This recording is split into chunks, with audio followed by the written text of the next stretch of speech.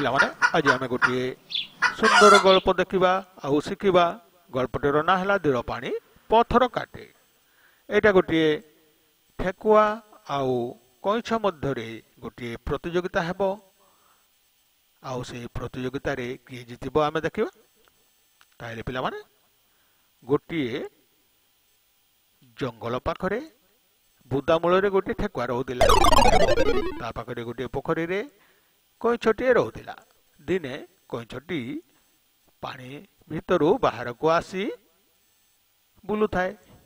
ଠେକୁଆଟି ବୁଦାମୂଳରେ ଡିଆଁ ମାରୁଥାଏ। ସେ କଇଁଛକୁ ଦେଖି ଫିରକନା ହସିଦେଲା। କଇଁଛଟି କାହିଁକି ହସିଲ ବୋଲି ପଚାରିଲା। ଠେକୁଆଟି କହିଲା, ତୁ କେତେ ଧୀରେ ଧୀରେ ଯାଉଛୁ, ମୋ ସହିତ ତୁ ଯାଇପାରିବୁ ନାହିଁ। କଇଁଛର ମନ ଟିକିଏ ଦୁଃଖ ହେଲା।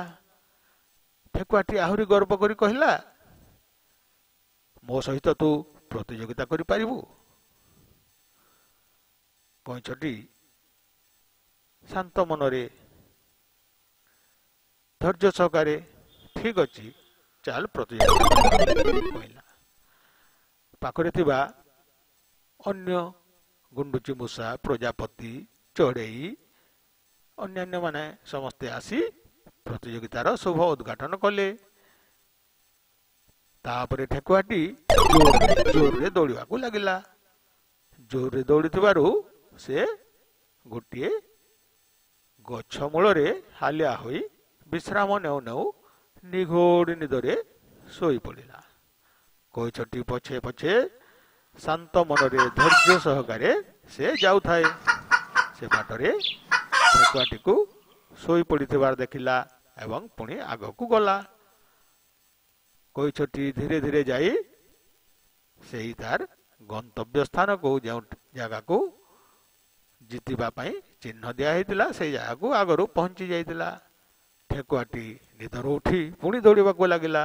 ସେ ଯାଇ ଦେଖିଲା ବେଳକୁ କଇଁଛଟି ଆଗରୁ ପହଞ୍ଚି ଯାଇଛି ଏବଂ ଅନ୍ୟ ଜୀବଜନ୍ତୁମାନେ ତାଳି ମାରୁଛନ୍ତି।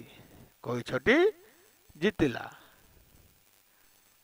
ତେଣୁ ପିଲାମାନେ କଇଁଛଟି ଶାନ୍ତ ଧୈର୍ଯ୍ୟ ସହକାରେ ଧୀରେ ଧୀରେ ଯାଉଥିବାରୁ ସେ ତାର ଗନ୍ତବ୍ୟ ସ୍ଥାନକୁ ପହଞ୍ଚି ପାରିଲା।